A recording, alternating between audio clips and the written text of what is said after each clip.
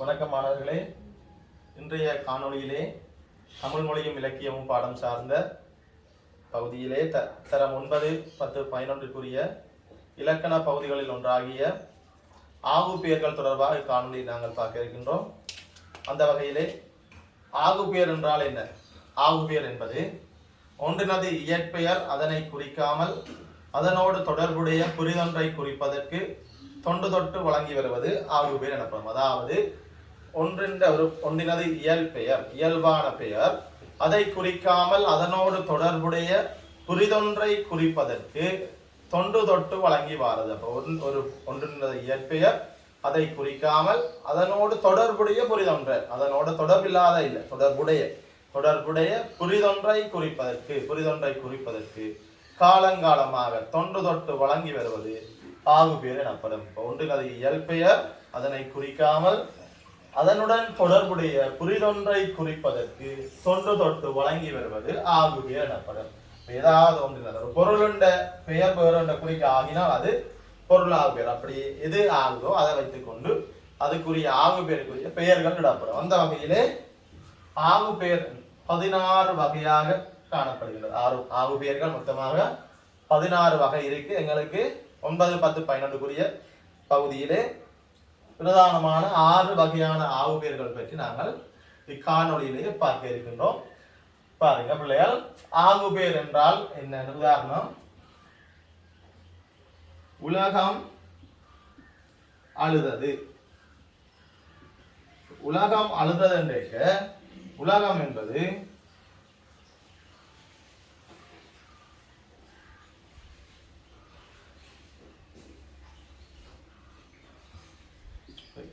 ஒரு பூமியை குறிக்கிறது. பூமி பந்தை குறிக்கிற பெயர் தான் உலகம். இந்த பூமி பந்துக்கு பெயர் தான் உலகம்.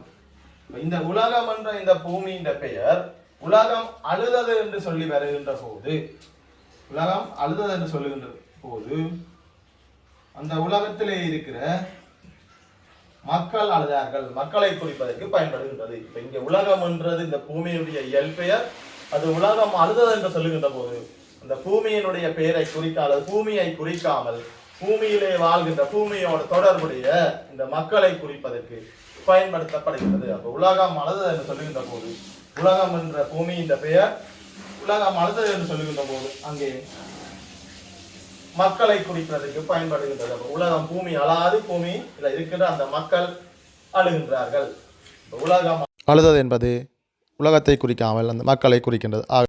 இவ்வாறு மக்களை குறிப்பதால், அதாவது உலகத்திற்குரிய பெயர் மக்களை குறிப்பதால் இது ஆகுபெயர் என்று அழைக்கப்படும்.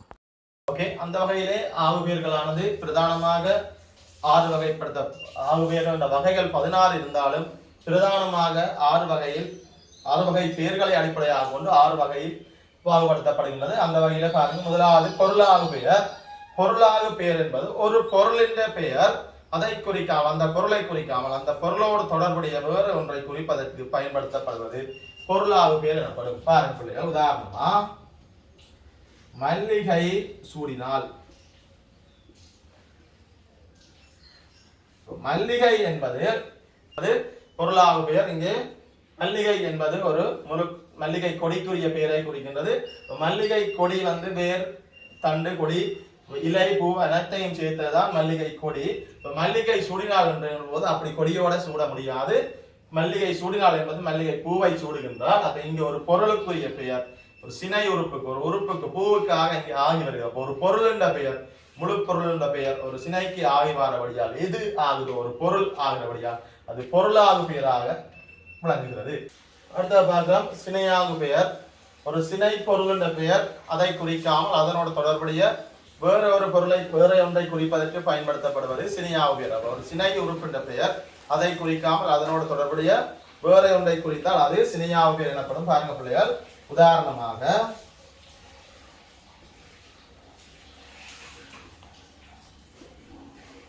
வெற்றிலை நட்டான். வெற்றிலை நட்டான் என்கின்ற போது வெற்றிலை என்பது ஒரு சினை உறுப்பை குறிக்கிறது, இலையை குறிக்கின்றது.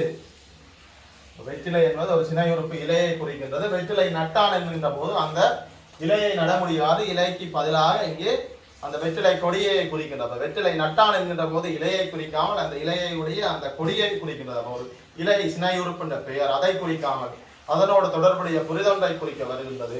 ஆகவே இதைத்தான் சொல்றது சினையாவு பெயர். ஒரு சினை பொருள் அதை குறிக்காமல் அதனோடு தொடர்புடைய புரிதொன்றை குறிப்பதற்கு பயன்படுத்தப்படும். வெற்றிலை உண்டான் என்கின்ற போது வெற்றிலையை இலையை உண்கிறார். ஆகவே அது ஆகுபெயராக அமையாது. வெற்றிலை நட்டான் என்கின்ற போது சினைப்பொருள் முழு பெயருக்கு ஆகி வருவதால் இது சினையாவு பெயர் எனப்படுகின்றது. அடுத்த பார்க்க பிள்ளைகள் இடவாகு பெயர்.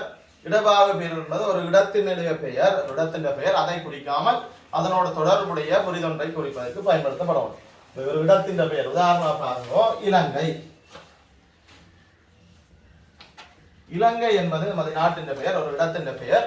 அது இந்த இலங்கை என்பது நாட்டை குறிக்குது. இலங்கை வென்றது எனும் போது, இலங்கை வென்றது என்று சொல்லுகின்ற போது இந்த நாட்டை குறிக்கிறது. இலங்கை வெல்லாது இலங்கைக்குரிய வீரர்கள், இலங்கைக்காக விளையாடிய வெற்றி பெறுகின்றார்கள். ஆகவே இங்கு இடத்திற்குரிய பெயர் வீரர்களை குறிப்பதால் இது இடவாகு பெயராக அமைகின்றது. அடுத்த பார்க்கும் பிள்ளைகள் பாருங்க, காலவாகு பெயர். காலவாகு பெயர் என்பது ஒரு காலத்துக்குரிய பெயர், ஒரு காலத்தை குறிக்கின்ற பெயர். இந்த காலத்தை குறிக்காமல் அதனோடு தொடர்புடைய புரிதொன்றை குறிப்பதற்கு பயன்படுத்தப்படுவது காலவாகு பெயர். ஒரு காலத்தின் பெயர், அதை காலத்தை குறிக்காமல் காலத்தோடு தொடர்புடைய புரிதொன்றை குறிக்கணும். அவ்வாறு உதாரணமா பாருங்க, காலத்தின் பெயர் வந்து கார்த்திகை. கார்த்திகை என்பது ஒரு காலத்தின் பெயர்.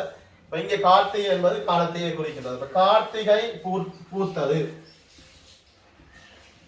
கார்த்திகை பூத்தது என்று சொல்லுகின்ற போது மாதத்திங்க இந்த வார கார்த்திகை என்ற மாதத்துக்குரிய காலத்தை குறிக்காமல் அந்த காலத்திலே பூக்கின்ற ஒரு பூவை குறிக்கின்றது. அப்ப கார்த்திகை பூத்தது என்பது காலத்தை குறிக்காமல் இந்த காலத்தில் பூக்கின்ற ஒரு பூவை குறிக்க பயன்படுகின்றது. இவ்வாறு ஒரு காலத்தின் பெயர் அதை குறிக்காமல் அதனோட தொடர்புடைய புரிதொன்றை குறிக்க பயன்படுவது காலவாகு பெயர் எனப்படும். அடுத்தது பாருங்க பிள்ளைகள், குணவாகு பெயர். குணவாகு பெயர் என்பது ஒரு குணத்தின் பெயர் அல்லது ஒரு பண்பின் பெயர். அதை குறிக்காமல் அதனோட தொடர்புடைய புரிதொன்றை குறிப்பதற்கு பயன்படுத்தப்படுவது. பாருங்க, குணத்தின் பெயர் அல்லது பண்பின் பெயர், அதை குறிக்காமல் புரிதொன்றை குறிக்க பயன்படணும். உதாரணமா பார்க்கிறோம், வெள்ளை என்பது ஒரு பண்பை குறிக்குது, பண்பை குறிக்குது. இங்க வெள்ளை கூட்டி உழுதான்.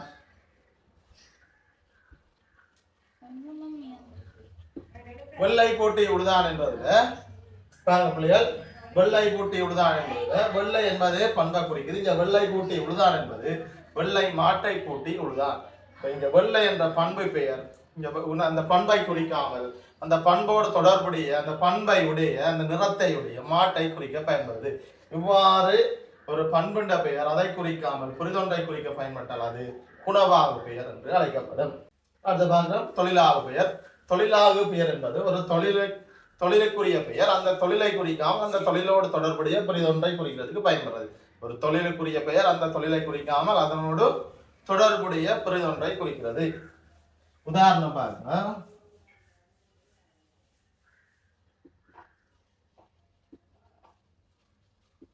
பொறியியல் உண்டார். பொறித்தல் என்ற தொழிலால், பொறித்தல் என்பதுதான் தொழில். அந்த பொறித்தல் என்ற தொழிலால உருவாகியது பொறியியல்.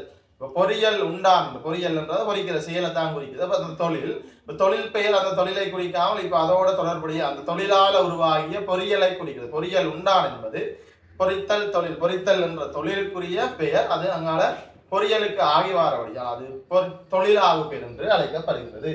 இவ்வாறு ஒன்றினது பெயர் அதனை குறிக்காமல் அதனுடன் தொடர்புடைய புரிதொன்றை தொண்டு தொட்டு குறிப்பதற்கு தொண்டு தொட்டு வழங்கி வாரது.